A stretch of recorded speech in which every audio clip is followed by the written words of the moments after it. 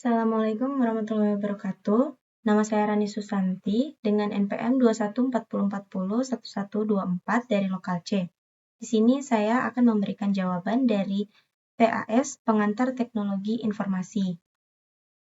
Jawaban pertama yaitu proses komputer dalam memproses data dari input hingga output melibatkan beberapa tahap dan komponen utama. Pertama, pengguna memasukkan data melalui perangkat input seperti keyboard atau mouse.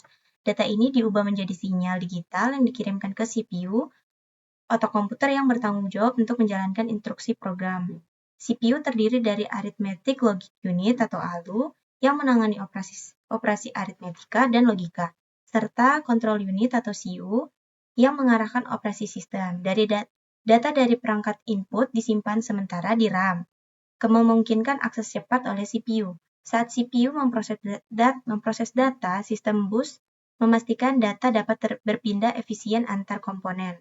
Setelah CPU memproses data, hasilnya disimpan di media penyimpanan seperti hard disk atau SSD atau ditampilkan melalui perangkat output seperti monitor atau printer.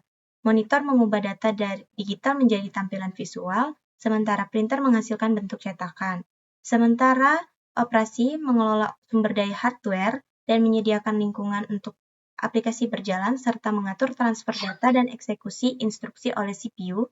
Secara keseluruhan, proses ini mengikuti siklus fetch, decode, execute, memastikan data diproses efisien dan akurat. Jawaban soal kedua, sistem operasi atau OS adalah komponen esensial dalam komputer yang mengelola sumber daya seperti CPU, memori, dan perangkat input atau output, serta menyediakan antarmuka antara pengguna dan perangkat keras. OS memastikan aplikasi berjalan secara efisien dan tanpa gangguan menangani manajemen proses, memori, file, dan perangkat. Contoh OS populer adalah Microsoft Windows, macOS, Linux, dan Android. Windows dikenal karena kompatibilitas luas dan antarmuka ramah pengguna.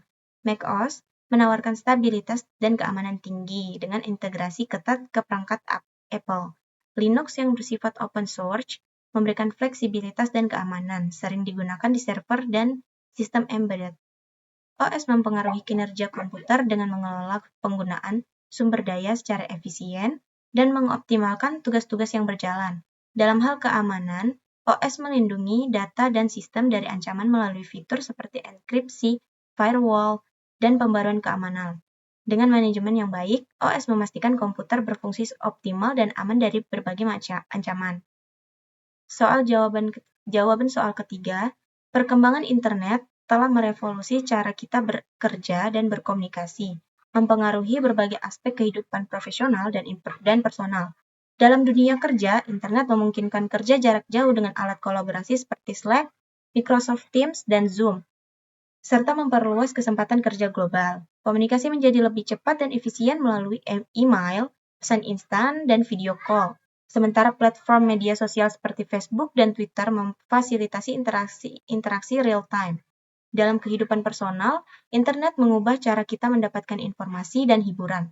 Layanan streaming seperti Netflix dan YouTube, serta platform e-commerce seperti Amazon, Shopee, dan Tokopedia membuat konten dan belanja lebih mudah diakses. Pendidikan juga mengalami transformasi dengan kursus online melalui Coursera dan Udemy, yang memungkinkan pembelajaran fleksibel. Secara keseluruhan, internet meningkatkan efisiensi, aksesibilitas, dan fleksibilitas dalam berbagai aspek kehidupan. Jawaban soal keempat.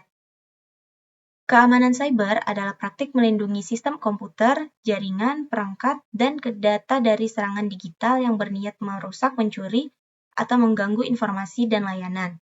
Di era digital ini semakin penting karena ketergantungan yang tinggi pada teknologi dan internet, ancaman umum termasuk malware, phishing, dan serangan DDoS yang dapat merusak data dan layanan.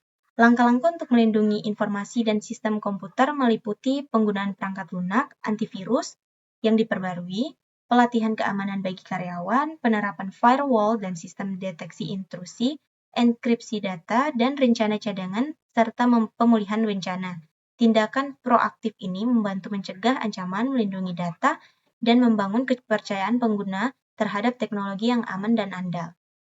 Jawaban dari soal kelima, adopsi teknologi informasi atau TI dalam bisnis membawa berbagai keuntungan dan tantangan. Keuntungan utama meliputi peningkatan efisiensi operasional, penghematan biaya, dan peningkatan kualitas layanan. TI memungkinkan otomatisasi proses, akses real-time ke data, dan peningkatan pengalaman pelanggan melalui layanan online dan personalisasi. Namun, tantangan mencakup biaya implementasi yang tinggi, kebutuhan pelatihan karyawan, risiko keamanan cyber, dan integrasi sistem baru dengan infrastruktur lama. Contoh perusahaan sukses yang mengadopsi TI adalah Amazon. Amazon menggunakan teknologi informasi untuk mengelola rantai pasok, otomatisasi gudang, dan personalisasi pengalaman pelanggan. Sistem manajemen inventory dan logistik yang canggih memungkinkan pengiriman cepat dan efisien, sementara Amazon Web Service atau AWS menyediakan layanan cloud yang scalable dan aman. Kesuksesan Amazon menunjukkan bahwa perusahaan yang mampu memanfaatkan TI secara efektif dapat mencapai keunggulan kompetitif yang signifikan. Yang terakhir, kritik dan saran dari saya dalam mata kuliah pengantar teknologi informasi ini sudah sangat baik. Terutama saya sangat senang bahwa Pak Dodi bisa mengajar kami lagi. Maaf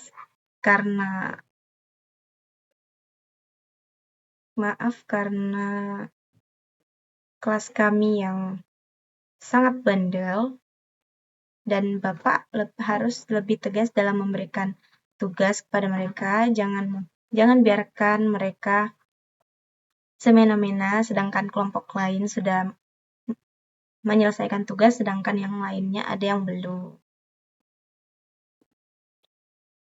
Semoga Bapak selalu sukses. Terima kasih sudah mau mengajar kelas kami. Saya sangat senang karena mendapatkan mata kuliah pengantar teknologi informasi karena saya tertarik sama bidang komputer. Terima kasih karena saya juga suka sama Excel. Terima kasih sudah memberikan dasar-dasar teknologi kepada kami. Sekian, terima kasih.